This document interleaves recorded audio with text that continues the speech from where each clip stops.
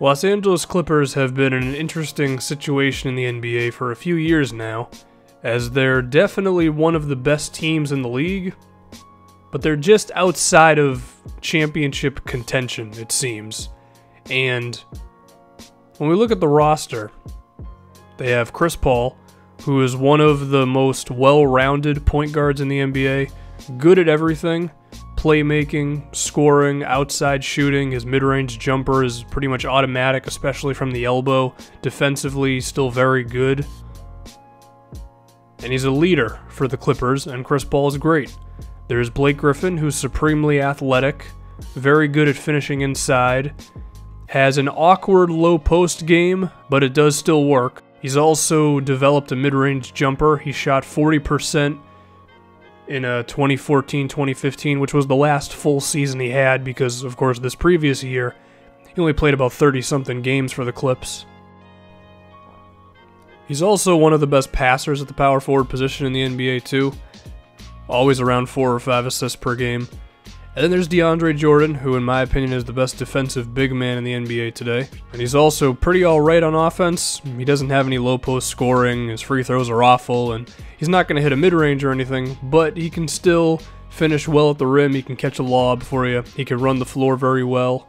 And then there's also JJ Redick, who is one of the best shooters in the NBA, and while he's not naturally gifted when it comes to defense with his athleticism and his strength, or his height, he does work hard on that area of the floor. He is well disciplined and smart, so he's grown into a nice defensive player as well.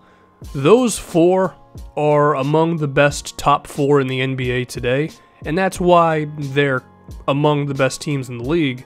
But the problem with the Clippers has always been everybody else.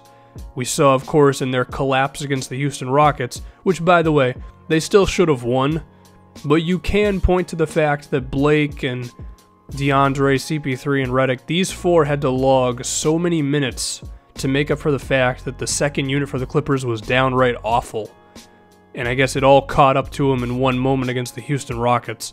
They still should have won, but they were pretty damn tired towards the end there. There is also Doc Rivers, the head coach, who, I mean, from an X's and O's standpoint, he's like a mid-tier head coach in the NBA right now. He's not bad, he's not great. He's a master motivator. And getting his guys to buy in, he's one of the best in the league. And he's also pretty damn nice when it comes to like after timeout plays. But play-to-play standpoint, I mean, half the time the guy's drawing up plays to get Blake Griffin mid-range jumpers, which Blake has grown into a nice mid-range shooter, but like if I got Blake Griffin, I'm attacking the rim every single time, you know? Like the Clippers have a horns play with Chris Paul, Blake, and DeAndre that's pretty much impossible to defend, that they don't run enough. So that's just one bit right there. But if we can look at the rest of the Clippers roster going into this season, there's of course Jamal Crawford, who I'm not a fan of, because while he will put up, 14 or 15 points, he's going to do it on a horrible field goal percentage. I'm talking sub 40%. Doesn't play defense, and he's a ball hog. So he might make the highlights on SportsCenter. I don't think he actually makes you a better team, Jamal Crawford. There's also Austin Rivers, who has to have the ball in his hand at the backup point guard position. Not much of a shooter, not very efficient. Defensively, he's actually alright, which is good for him. And he did have one really good game against the Rockets 2 years ago in the playoffs, but I don't think Austin Rivers is really a positive for a team either. Wesley Johnson, ideally he could be the small forward that they need to play defense and be an athlete and hit threes. He can't hit threes, so that's a problem. Paul Pierce, like 2 or 3 years ago, would have been awesome, but they got him a year too late. Luke Mbah-a-Moute would be great if he could hit an outside shot, because he's actually a pretty nice defensive player. He's 29 years old. I don't think it's going to happen at this point.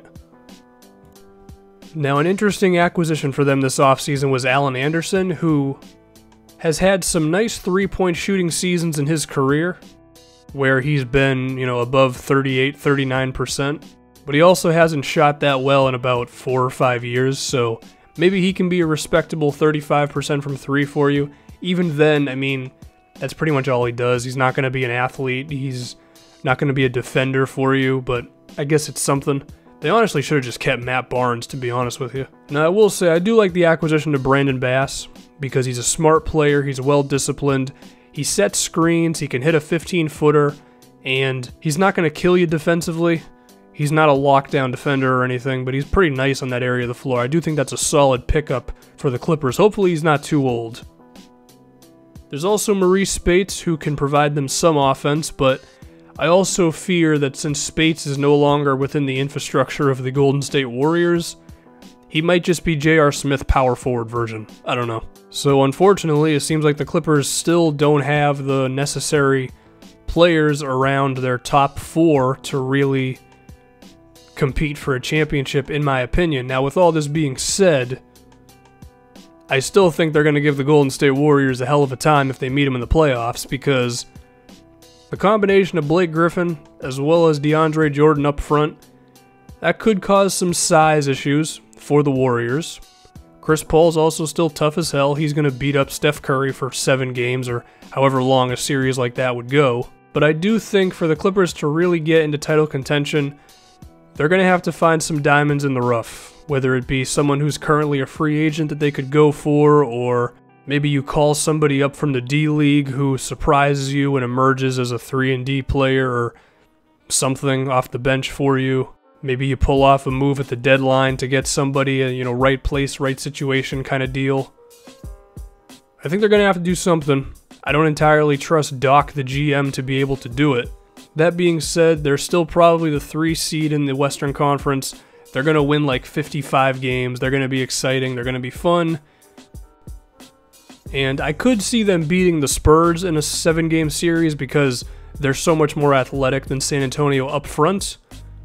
I don't think they have a chance against Golden State, even if they could give them a headache. Now, if they pull off some sleeper moves during the season to acquire some diamonds in the rough, maybe we're having a different conversation, but they have to do that first. Alright, y'all, time for some more Junkrat. I'm just spamming nades. I run up to Reinhardt once again. Remember, do not be afraid of Reinhardt with his shield. The worst thing you can do is just stare at him and let the whole team just form behind him. And then, speaking of Reinhardt, he definitely hates me here. Holy hell. That's the type of fun stuff that just happens with Junkrat. And then right here, I'm pretty sure the Genji still dies, which sucks for him. No, actually, I kept him alive. Or maybe he killed her herself, I don't really know, but hey. Mei is super annoying, so killing her is always awesome. And then, the Reinhardt, once again, he has to hate me, man. He's just gotta hate me. Did I need to kill him there? Well, yeah, probably. And then I'm up for play of the game right now, at least I think. And now, let me hold my shift, because I see this freaking soldier out from the thing. That was a widow, I don't know what I'm talking about. We kill her, and, well, I didn't take the health pack there, because I don't need it, because I'm a team player. I get a trap kill there, which is the beautiful thing about Junkrat. You can just lay a trap down, and you can still get a kill, even if you really didn't do crap. But even with that, we lost. Although, I like to think I did pretty alright. Got a few golds. I did what I could, team.